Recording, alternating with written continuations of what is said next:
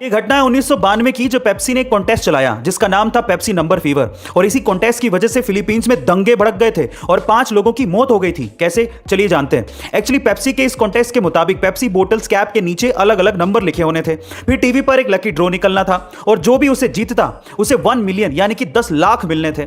जब ड्रॉ निकाला गया तो नंबर था 349, लेकिन अनफॉर्चुनेटली मैन्युफैक्चरिंग मिस्टेक की वजह से यही नंबर 8 लाख पेप्सी कैप्स के नीचे छपा हुआ था, यानी कि 8 लाख के करीब लोगों को पेप्सी को 10-10 लाख देने थे। पेप्सी तो दिवालिया हो जाती और इसी इनाम के चक्कर में लोगों ने पेप्सी के खिलाफ मोर्चे निकाले और उसी वजह से 5 लोगों की मौत हो गई।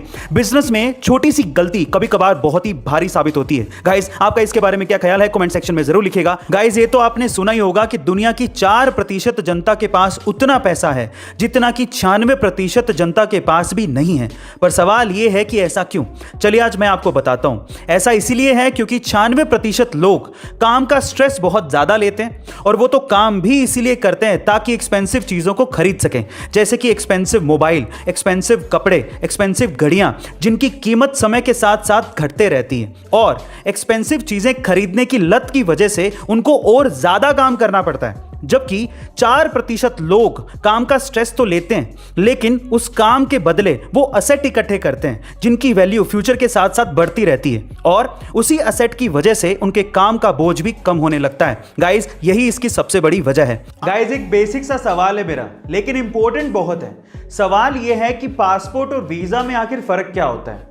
अगर नहीं जानते तो चलिए मैं आपको बताता हूं। सबसे पहले है पासपोर्ट। पासपोर्ट एक तरह का आइडेंटिटी कार्ड है जो कि आपको काम आता है बाहर, यानी कि विदेशों में।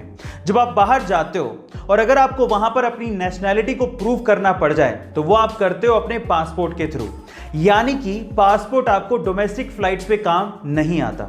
दूसरा है वीजा। वीजा एक तरह का रिटन डॉक्यूमेंट है जो कि आपको वो देश प्रोवाइड करता है जहां पर आप घूमने जा रहे हो। उस वीजा पे ये साफ साफ लिखा होता है कि उस देश में आप कितने समय तक रुक सकते हो। ये होता है वीजा। गाइस, आपको ये इंफॉर्मेशन कैसे लगी कमेंट सेक्शन में जरूर लिखिएगा। ये घटना घटी दूसरे विश्व युद्ध के बाद, जब 1945 में जापान में एक लड़का अपने छोटे भाई की डेड बॉडी को अपनी पीठ पे लाद कर उसके अंतिम संस्कार का इंतजार कर रहा था। अपने छोटे भाई की मौत के बाद उसे रोना आ रहा था, लेकिन अपने होठों को काट कर वो अपने इमोशंस को कंट्रोल कर रहा था। तभी एक गार्ड ने उस लड़के से कहा कि तुम ये भार मुझे क्यों नहीं दे देते?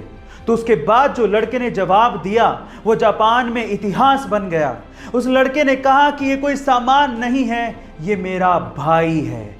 और आज भी ये पिक्चर जापान में सिंबल ऑफ स्ट्रेंथ के नाम से जानी जाती है। गाइस, इसके बारे में आपका क्या कहना है कमेंट सेक्शन में जरूर लिखिएगा और ऐसे अमेजिंग वीडियोस के लिए शेयर, सब्सक्राइब एंड लाइक।